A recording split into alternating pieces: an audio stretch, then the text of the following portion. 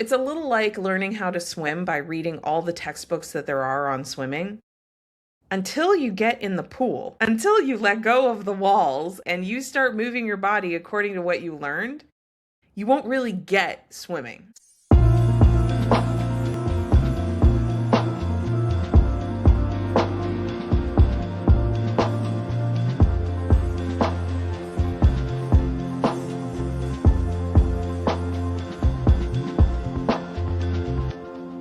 Welcome to today's live stream. We are talking all about why high achievers tend to stay stuck and what to do about it instead. Good morning, good morning. Okay, so let's hop into it.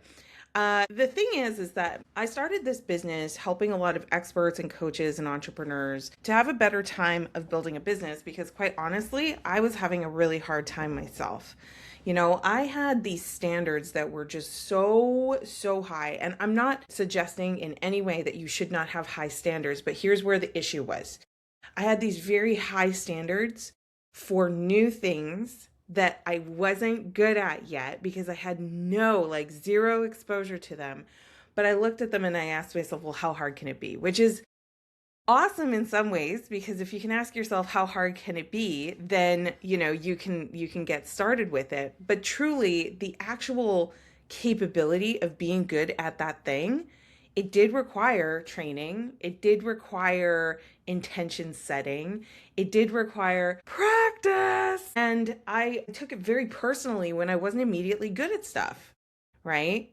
It is so hard to suck at first with new things. And I think especially because I was really proud of the past career. So if we're new together, what I did for my first half, which is so funny because now I'm like, oh my God, it's almost half now. The first half of my career was working for a very big corporate consulting company as a strategy consultant. And I did so well there. I mean, and my expectations as a kid from the Arctic in Canada were like, they're going to find me out. They're going to find out that I'm actually no good. They're going to find out. They're going to find out. That was like one of the biggest things in my head was like, they're going to find out. But I worked really hard. I was super receptive to here's how we do things. So I think my bosses really loved that because they could just be like, here's how we do things. I'd be like, okay. And I'd go do it.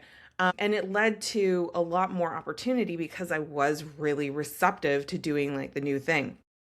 However, when I started doing the individual entrepreneurial business where I started as a solopreneur, I actually actively hate that term, solopreneur, but that's how like a lot of businesses actually start is you're the only one, right?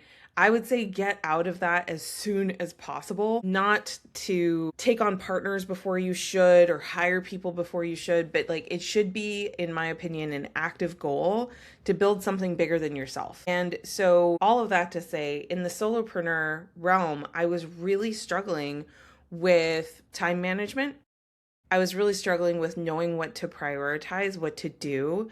I was really struggling with how to do it well from a public facing perspective as opposed to the private, like the culture inside the community that I worked in, the culture inside the company that I worked in. There was very, clear, this is how we do things. The culture was incredibly strong.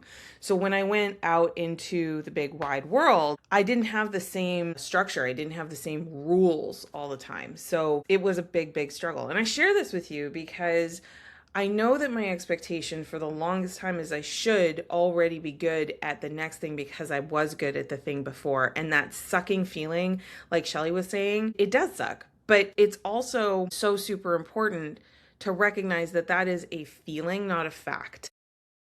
That's a feeling, not a fact. You cannot change your reality if you do not accept it. You might write that one down. You cannot change your reality if you cannot accept it. And what changed everything for me was learning to accept, like, wow, I actually kind of do suck at sales. And I also don't know how to do direct response copy or brand building copy or creating content online. I didn't know how to have camera presence. I didn't know how to stage my office. I didn't know how, what topics to discuss. There was like, oh, the things I did not know. But here's the truth. You can figure them out. Right? You can figure them out because the thing that made you so good at the other thing, there was a time And it's so easy to forget this. There was a time you sucked at that too. There was a time in my consulting career where I was just like so freaking lost. Like I said, I was just panicked they were going to find me out as being this kid from the sticks. And it was the same thing when I went to university. I got an engineering degree. The first, few weeks of that, I was terrified that I just didn't belong there. And now what I realize several moons into this whole journey is that's how beginnings feel. You're not an imposter. You don't have imposter syndrome. In fact, there's no such thing as imposter syndrome. What you're feeling is you're feeling nerves and doubts about a new thing because your body and your mind have never experienced it before, which makes it perfectly normal. It's perfectly normal to feel like the odd duck and the odd one out and the weirdo. That's normal, right? It actually makes you not weird, which is sort of fun to think about, right? Yeah, you have to create your structure. That's exactly the answer to that dilemma. You have to create your structure. Let's just say, for example, though, that you're like me and you took a bunch of courses that taught you the structure. Is that a fair assessment, right? So shout a Y in the chat if you've been taught a structure on how to market, a structure on how to sell, a structure on how to have presence, a structure on how to deliver your sessions. Like, you actually have quite a bit of training on exactly what to do. So today I want to talk to you about why you ain't doing it. Woo! It's Monday. It's the first Monday in January 2026. We're going to talk about why you're not doing the damn thing, even if you know what to do. And I'm going to give you like the classic examples for why. Why don't we do what we know to do? Great question. Here's the answer. One of the biggest reasons is because you tend to overfunction. You tend to overfunction. So what's overfunctioning? We're going to talk about that. We're going to talk about when your capability actually becomes a bottleneck. Because one of the beliefs that we have to shift is this idea of solopreneurship, that you are supposed to do everything all by yourself all the time. And, what I found is most people believe, at least on a level, that they need to do everything by themselves all at once, right now, perfectly.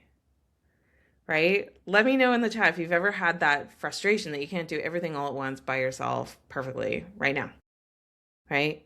That's classic overfunctioning. That's what overfunctioning actually feels like. And the big T truth of it is that you have amazing, incredible capability. You are actually incredibly. Do you realize how rare it is for people to continue to pursue their education?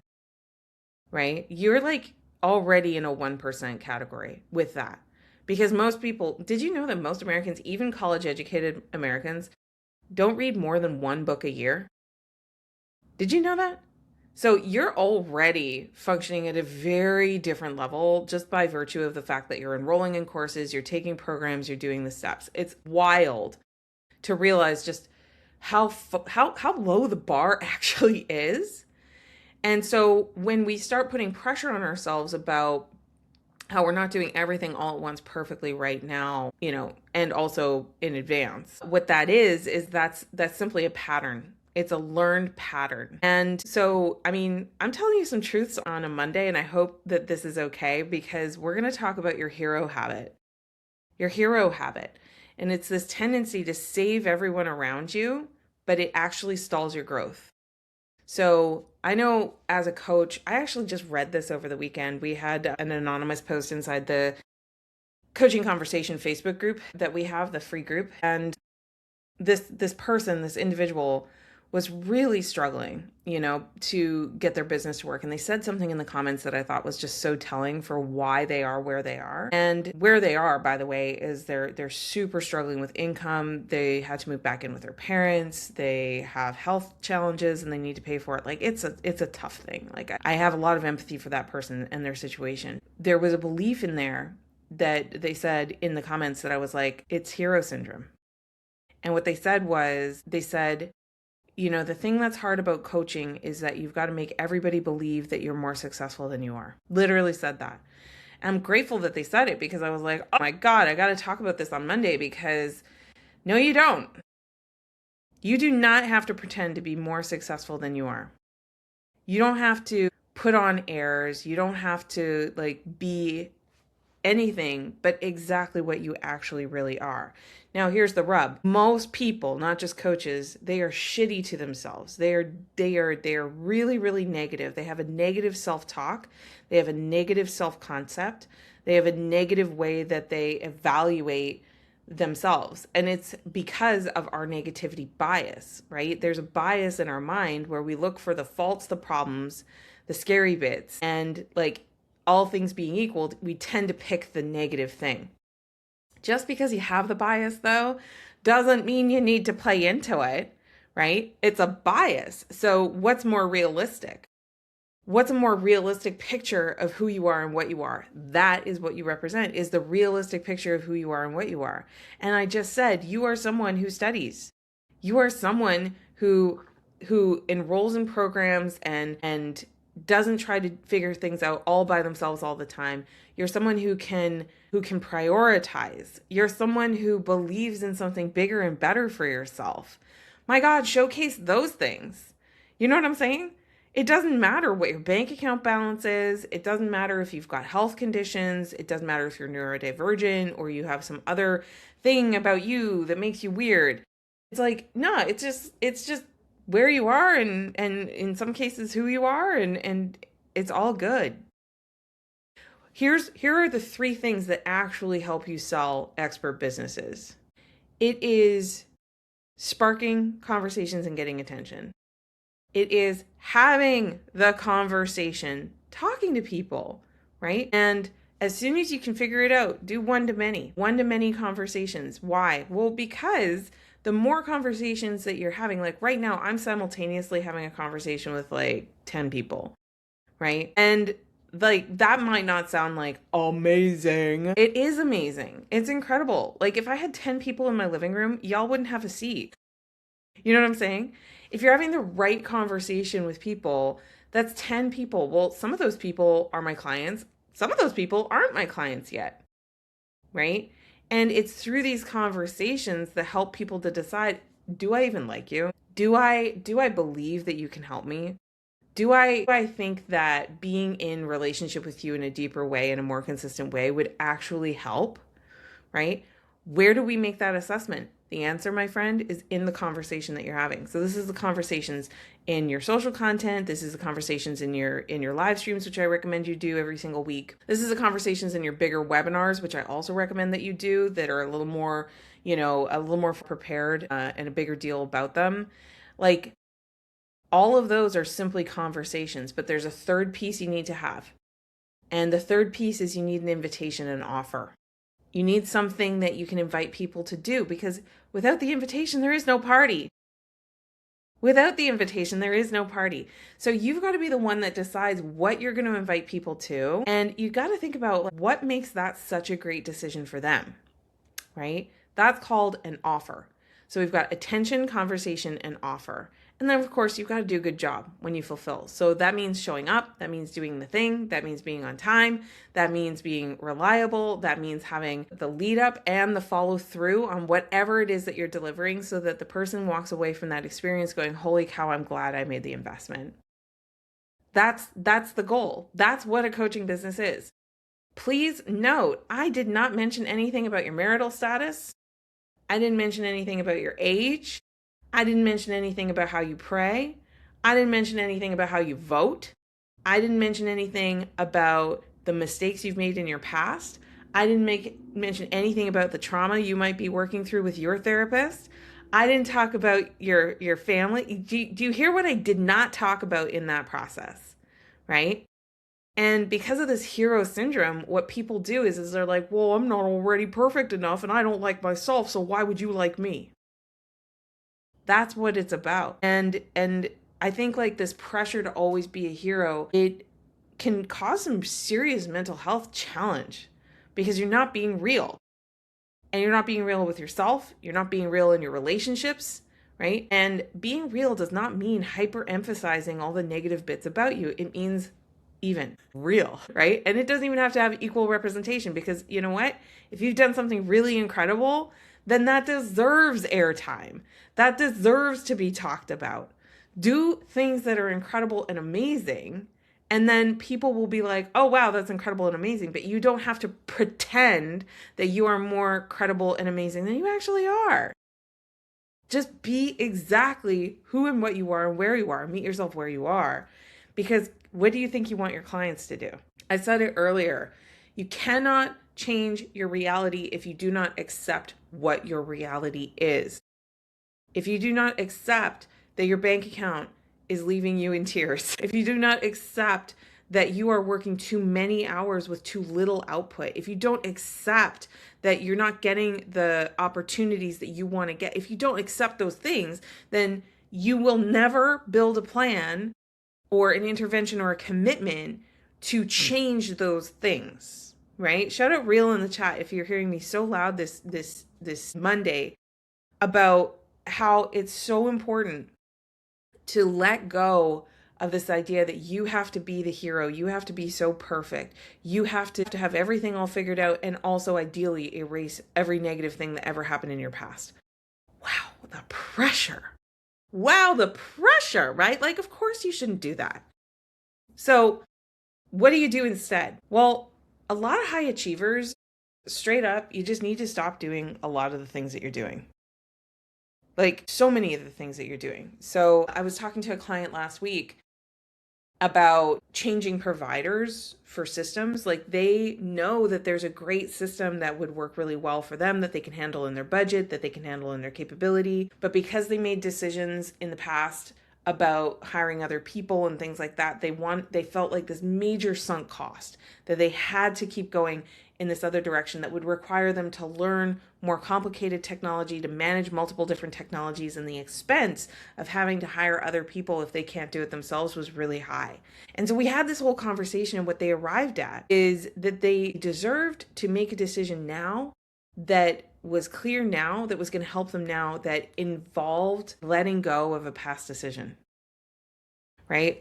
This whole idea that you have to do everything by yourself all at once, right away, with no help at all, that is such a limiting belief. That is your ego on steroids, because you're scared of the rejection from other people, the judgment from other people for making a change. We haven't even talked about that. High achievers don't make change because they're scared other people are going to have an opinion about it that doesn't put them in a positive light. And I know what that's like. I mean, when I was running my business a lot hotter with a lot more ad spend and a lot more pressure on the sales team, I was scared to change the model back to something that I knew actually worked well, because I was scared that it would look like my business wasn't as successful as other businesses that had bigger teams. I wasn't getting away from delegating. I was right sizing for the cash flow realities and for what the customer journey is generally like for my customer. And the thing that got in the way was this belief that I had to force fit an old method, an old system that just wasn't working. And you know what's crazy is the people who pushed that model with me ended up closing their business altogether, right? And I had to see that writing on the wall to realize that the recommendation was coming from a place of success in a period, but it wasn't coming from a place of sustainability, which was a thing that I definitely wanted. So when you're making decisions as a high achiever, it can be so tough, because when you're delegating, you might feel like you have to hire that person forever, or you have to stick with that system forever, or you've got to do that thing forever. So you build this forever right, or this forever stuck feeling into your decisions. Y'all tracking this? So it stops you from delegating because you're like, well, I don't want to ever fire somebody. It stops you from getting the right system because you're like, well, I don't want to ever go through the difficulty of shifting systems. You don't change your message because you don't ever want people to think you're fickle, right? And those are three of the biggest things that high achieving experts have to do differently in order to get a new and different result. Again, if you want change, it involves change. And so over functioning and trying to be like way anticipatory of this distant future is such an exercise in futility. It's absolutely impossible to do, but a lot of people try to do that. So what do we do instead? Well, instead of being the one all the time that does everything perfectly all at once right away, what if you shifted from being obsessed with doing and you shifted it to designing? Designing. Now, there has to be action taken, obviously, but there's undesigned action taken, which is reactive, it's reactionary, it's impulsive, it follows your feelings, it doesn't follow your data, right? And then there's designed action taking, as in showing up on purpose, doing a thing you intended to do. Now, this is where people get really, really like their overfunctioning brain like can really throw you off. So I'm gonna spell this one out. You will not want to take action because you're going to be scared that you are not taking the right one.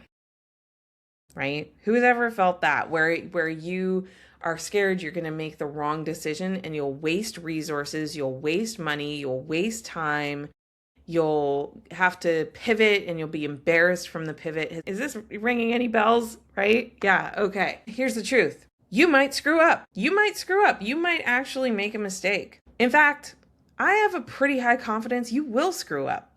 You're going to trust the wrong person. You're going to buy the wrong software. You're going to pick the wrong market. You're going to have the wrong offer. You're going to say the wrong thing. You're going to prioritize the wrong stuff. You know what?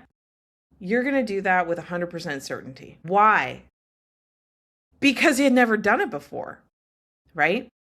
You've been learning, it's a little like learning how to swim by reading all the textbooks that there are on swimming.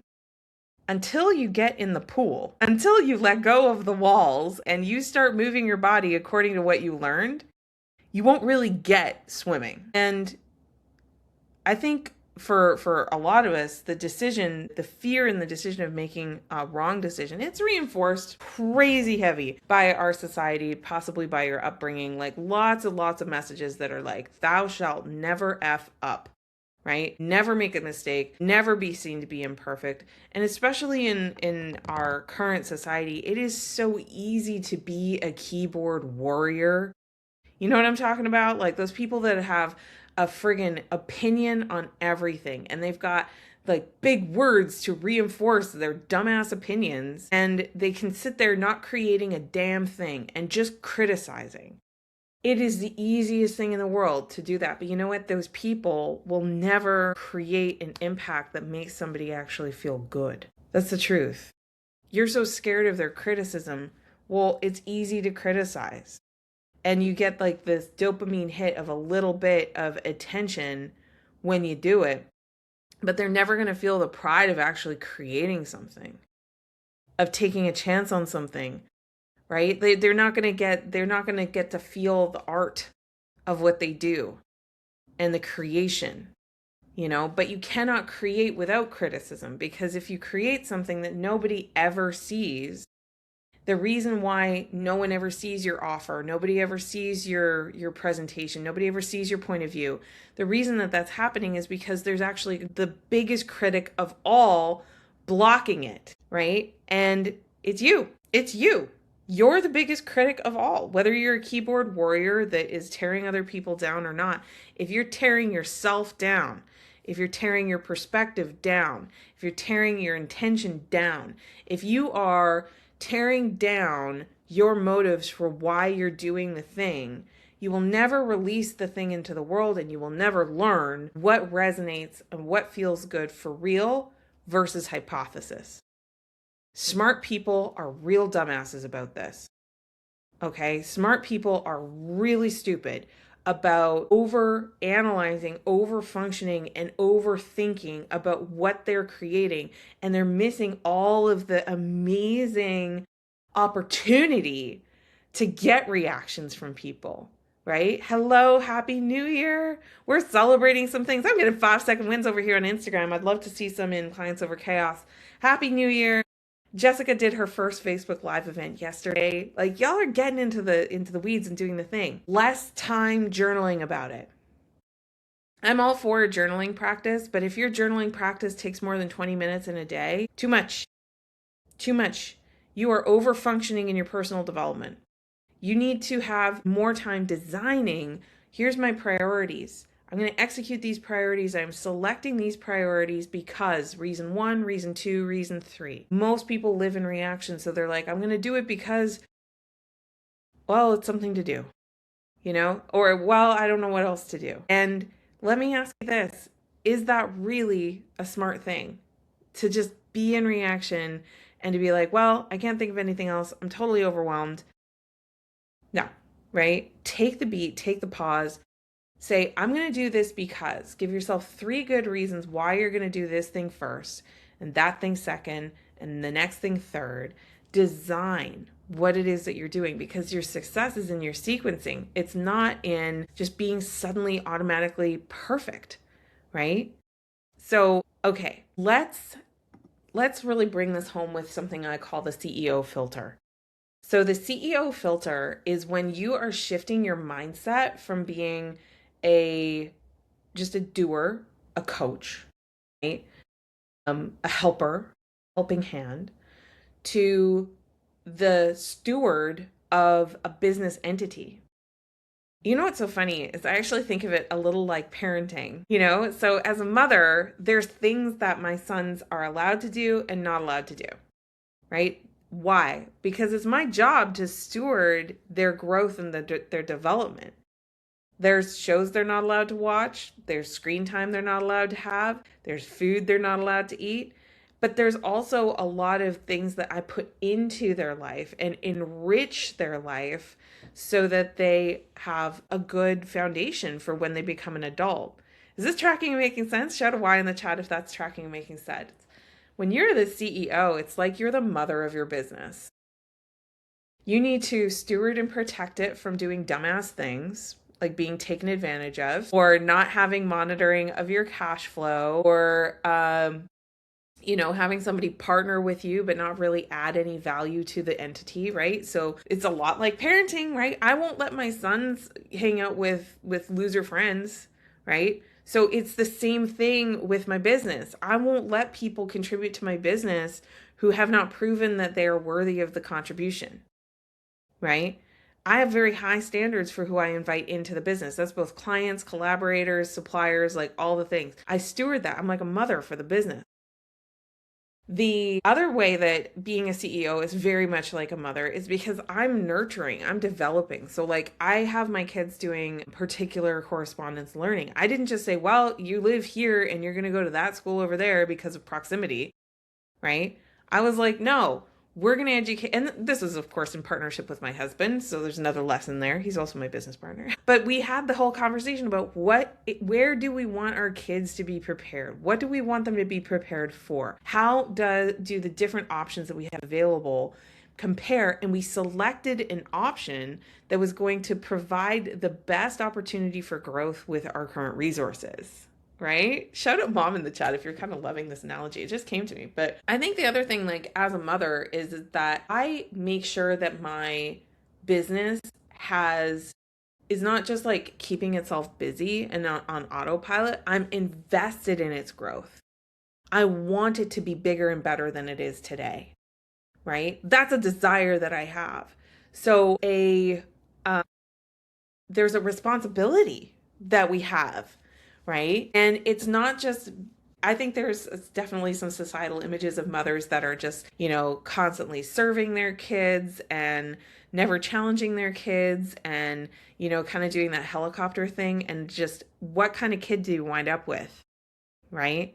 You wind up with the whiny, spoiled, ineffective child that cannot independently thrive. So a level of challenge is required, but the right level of challenge that meets the individual child where it's at. It's the same thing in business. Some of you are expecting so much of your business child, but you have also not given it the opportunity. You haven't given it the education that it requires or the support system that it needs to be able to perform at that level. If you have given it those things though, and you're not challenging it to perform at that level, then you're not really any better off. So yeah, I would say that, one filter is definitely CEO. And if you're like me and I'm like, I've never been a CEO before, what's that like? I'm like, well, I've been a mom. I've been CEO of my family. And actually it makes a ton of sense. Like it's the same kind of leadership, stewardship principles that are in play. And speaking frankly as a mother, I make mistakes. I have. I'm not perfect. And I hope it's safe to say that in this environment. I've changed my parenting style. I've got 4 kids. One of them is headed off to college. She had a very different version of me as a mother than my youngest at 8 years old has, right? Because I've figured out some things. Your business is actually the exact same way. So when my business was, let's call it 2 years old, my being and how I was with my business was really different than my business working on my 9th year. Does that make sense? So you as a leader evolve as you go along, and that CEO frame or filter, it's very much like the mom filter of like, how can I do this even better? How can I do this? Here's where I want to end today. Y'all, if that was not a demonstration of not being perfect, let be the enemy of the good, like just give me a little Y in the chat. Like I've dropped stuff on live streams and here we are still in business 9 years later. When I was like at year 2, I would have been like, oh my God. And I would have launched into this horrible apology thing that would make you cringe, right? Be who you are, be really real. And so all of this to say, you've probably at this point in your life built a lot of success through being dependable. But if you don't let go of the old expectations, the old paradigms, the old processes, the old time allocations, you yourself become the ceiling on your growth. And like I said, smart people do dumb stuff all the time, meaning that we all have really the same brain in a lot of sense in terms of how it works. And we tend to optimize for less effort, less thinking, less uncertainty, right? And you need to be able to steward through all of those things as an entrepreneur. So the next level of your growth requires you to lead through others. And even if you consider yourself a solopreneur, I hate that term so much. A solopreneur at this point in your journey, the radical truth of it is that you're never alone. In business, if you are alone, if you're like working alone in your business and you interact with no other people, you're doing it wrong, right? It's all about that additional connection. I just threw my Instagram like on the floor. It was awful. It was, yeah, my husband just came in. I had to tell him immediately. So let's try this to implement some of the things that we've talked about today. Just look at your calendar this week, right? Print it out if you want, and highlight every task that you feel like someone else or something else, like maybe a virtual assistant or a system, could handle at least 80% as well as you could. And you want to just start off by handing those things off. The biggest time sinks should probably go first, or the most tedious time sinks should probably go first. So if this episode spoke to you, make sure you're sharing it with another high achiever. I go live every Monday at 9 a.m. and you can send them to next5clients.com and it'll direct them right to the Clients Over Chaos community where they will get the replay of this episode, which of course you're welcome to look at as well. And that's the best thing to do is just send them to next5clients.com. Now, this year, we are going to be shifting some of our, we're staying here at 9, just so I'll start there. But we're shifting some of our content to share with you what we've developed over the last 2 years to support our business with